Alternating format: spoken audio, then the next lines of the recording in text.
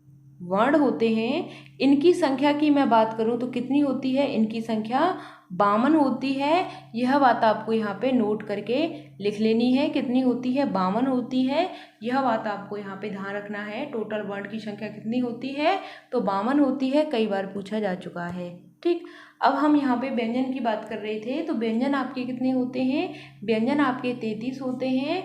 जिनको बोलने में स्वर की सहायता लेनी पड़ती है वही आपके व्यंजन कहलाते हैं। जिनको बोलने में किन की सहायता लेनी पड़ रही है, स्वर की सहायता लेनी पड़ती है, व्यंजन कहलाते हैं। यानी कि यहाँ पे व्यंजन, यहाँ पे मैं बात करूँ व्यंजन,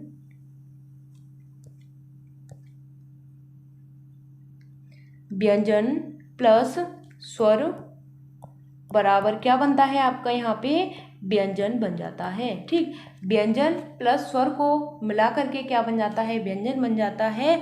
यह बात आपको ध्यान रखनी है। तो क आपका क्या होता है, व्यंजन होता है। यानी कि क की हमने यहाँ पे बात की, जो क बनता है किस तरीके से बनता है, तो क में अ को मिलाकर क आपका क्या है, क आपका व्यंजन हो जाता है, और अ आपका क्या है, अ आपका स्वर होता है। तो इनको मिलाकर के आपका क्या बनता है, इनको मिलाकर के आपका क बन जाता है। यह बात आपको ध्यान रखनी है, क और अ को मिलाकर के क बन जाता है। इनकी संख्या 33 होती है, यह बात आपको यहाँ पे ध्यान रखनी है। यहाँ तक बात क्लियर। चलिए अब हम आगे बढ़ते हैं, अब हम बात करते हैं यहाँ पे व्यंजन के प्रकार की, कि जो व्यंजन के प्रकार होते हैं, कितने प्रकार के आपके यह व्यंजन हो जाते हैं, इनके बारे में यहाँ पे हम बात करते हैं। ठीक, व्यंजन के प्रकार की बात करें तो यह आपके 4 प्रकार के होते हैं। सबसे पहला आता है आपका स्पर्श व्यंजन, तो इनकी संख्या कितनी होती है, संख्या की मैं यहाँ पे बात करूँ तो इनकी संख्या 25 होती है। दूसरे पर बात करूँ अंतःस्थ व्यंजन होते हैं। थर्ड नंबर पर बात करूं तो संयुक्त व्यंजन होते हैं, और फोर्थ नंबर पर बात करूं तो आपके ऊष्म व्यंजन होते हैं। व्यंजन के प्रकार की मैं यहाँ पे बात करूं तो यह आपके 4 प्रकार के व्यंजन होते हैं, स्पर्श व्यंजन, अंतःस्थ व्यंजन, संयुक्त व्यंजन और आपके ऊष्म व्यंजन। ठीक, यह आपके 4 व्यंजन होते हैं। यह बात आपको ध्यान रखनी है, बहुत ही महत्वपूर्ण यह आपके यहाँ पे हो जाते हैं। तो चलिए अब हम आगे बढ़ते हैं, आप इनको नोट करके लिख लेना। यह आपके 4 क्या होते हैं, व्यंजन होते हैं। यहाँ पे हम बात करते हैं, सबसे पहले पर आता है आपका स्पर्श व्यंजन। क्या आ जाता है यहाँ पे, स्पर्श व्यंजन आता है, तो इसको हम समझते हैं। और इसकी मैं यहाँ पे बात करूँ तो यह आपका क वर्ग से लेकर प वर्ग तक होता है। क वर्ग से लेकर प वर्ग तक होता है। संख्या इनकी क्या होती है, 25 होती है। यह बात आपको ध्यान रखनी है। अब हम यहाँ पे बात करते हैं तो क वर्ग में आपके क्या होते हैं, 5 वर्ण होते हैं। प्रत्येक वर्ग में 5-5 वर्ण हो जाते हैं, तो संख्या इनकी 25 हो जाती है। तो क वर्ग की मैं यहाँ पे बात करूँ तो क, ख, ग, घ, ण आता है। च वर्ग की बात करूं तो च, छ, ज, झ, अ आता है। ट वर्ग की बात करूं तो ट, ठ, ड, ढ, ण आता है। त वर्ग की मैं यहाँ पे बात करूं त, थ, द, ध और न आता है। प वर्ग की बात करूं प, फ, ब, भ और म आ जाता है। यह आपके यहाँ पे क्या कहलाते हैं, जो 25 होते हैं, यह आपके स्पर्श व्यंजन कहलाते हैं। यहाँ तक बात क्लियर। स्पर्श व्यंजन आपको ध्यान रखना है क्या होते हैं, इनकी संख्या कितनी होती है, 25 होती है। डायरेक्ट इस तरीके से क्वेश्चन आपका यहाँ पे बन जाता है। अब हम यहाँ पे बात करते हैं किसकी, यहाँ पे हम बात करते हैं अंतःस्थ व्यंजन की। अंतःस्थ व्यंजन की मैं यहाँ पे बात करूँ तो इनकी संख्या कितनी होती है, तो इनकी संख्या आपकी यहाँ पे 4 हो जाती है। कौन कौन से होते हैं, यह आपके यहाँ पे य, र, ल और व यह होते हैं। इनकी संख्या 4 होती है और यह आपके क्या कहलाते हैं, अंतःस्थ व्यंजन कहलाते हैं। यहाँ तक बात क्लियर। अंतःस्थ व्यंजन कौन कौन से होते हैं, तो य, र, ल और व। ठीक, चलिए आगे बढ़ते हैं। अब बात करते हैं यहाँ पे हम संयुक्त व्यंजन की। किसकी बात करते हैं, संयुक्त व्यंजन की बात करते हैं। जो इनकी संख्या कितनी होती है, इनकी संख्या की मैं यहाँ पे बात करूँ तो इनकी संख्या 4 हो जाती है। संयुक्त व्यंजन की संख्या की बात करूँ तो 4 हो जाते हैं। और संयुक्त व्यंजन को थोड़ा सा डिटेल से समझते हैं। तो यहाँ पे मैं बात करूँ संयुक्त व्यंजन के बारे में, तो ख की मैं बात करूँ, संयुक्त का मतलब होता है जोड़कर बनाना। यानी कि एक यानी कि दो शब्दों को मिला करके जब एक नया शब्द बनता है, नया वर्ण बनता है, वही चीज़ आपकी क्या कहलाती है? संयुक्त कहलाती है, यानी कि जोड़कर बनती है। यह कैसे बनती है? जोड़कर बनती है। यह बात आपको ध्यान रखनी है। जैसे आपका ख है, आपका यहाँ पे ख है, तो यह आपका क और स से मिलकर के बना है, यानी कि दो वर्णों के मेल से एक नया वर्ण बनता है, नया वर्ण बनता है, वही चीज़ आपकी क्या कहलाती है? संयुक्त कहलाती है। संयुक्त का मतलब होता है जोड़कर मिलाकर के बनाना। यही चीज़ आपको ध्यान रखनी है। जैसे आपसे पूछा जाएगा कि क और स को मिलाकर के क्या बनता है, 4 ऑप्शन दे दिए जाएंगे। कई बार यूपी टेट का फेवरेट क्वेश्चन है यह वाला, तो आपको ध्यान रखना है। ठीक, त्र की मैं बात करूं तो यह त और र से मिलकर के बना है। ज्ञ की मैं यहाँ पे बात करूं तो यह आपका ज और अय से मिलकर के बना है। स्र की बात करूं तो श और र से मिलकर के बना है। यह बात आपको यहाँ पे ध्यान रखनी है कि जो आपका ख है यह क और स से मिलकर के बना है, त्र है त और र से मिलकर के बना है, ज्ञ है ज और अय से मिलकर के बना है, श्र है वह स और र से मिलकर के बना है। यहाँ पे हमने जैसे दे दिया आपको अक्षर, तो ख क्या है आपका क और स के मेल से बन करके बना है। और हम त की बात करें तो त्र है आपका नक्षत्र में, तो यह आपका त और र से मिलकर के बना है, त और र से। और ज्ञ की मैं बात करूं तो ज और अय से मिलकर के बना है। और श्र की मैं यहाँ पे बात करूं तो श और र से मिलकर के बना है। यह बात आपको ध्यान रखनी है। ठीक, चलिए अब हम यहाँ पे ऊष्म की बात करते हैं। जिन वर्णों को बोलने में कैसी हमारे मुख से ध्वनि निकलती है, सीटी के रूप में निकलती है, वही हमारे क्या कहलाते हैं? संयुक्त व्यंजन कहलाते हैं। इनकी संख्या 4 होती है, श श श और ह। ठीक, यह बात आपको ध्यान रखनी है। यहाँ तक हमने वर्णमाला को समझ लिया बहुत ही बेहतरीन तरीके से। मिलते हैं फिर आपको आगे की नेक्स्ट वीडियो में। इसी तरीके से हमारी यूपी टेट की सभी क्लासेस चल रही हैं, आप सभी क्लासेस को देखिए और आप अपनी तैयारी को बेहतर बनाइए। अभी से आप यूपी टेट की तैयारी में लग जाइए। मैं आपको यहाँ पे सिलेबस को कंप्लीट करा दूंगी और उसके बाद में आपको प्रीवियस ईयर क्वेश्चन पेपर्स को कंप्लीट करा दूंगी, यानी कि यूपी टेट के आने से पहले यह चीज़ें आपकी कंप्लीट हो जाएंगी, नोटिफिकेशन के आने से पहले ही। ठीक, तो मिलते हैं फिर आपको आगे की नेक्स्ट वीडियो में। इसी तरीके से आप मेरे साथ बने रहिएगा। चलिए, थैंक्स फॉर वॉचिंग। जय हिंद, वंदे मातरम। अगर आपका कोई भी डाउट होता है तो कमेंट के माध्यम से आप हमसे पूछ सकते हैं।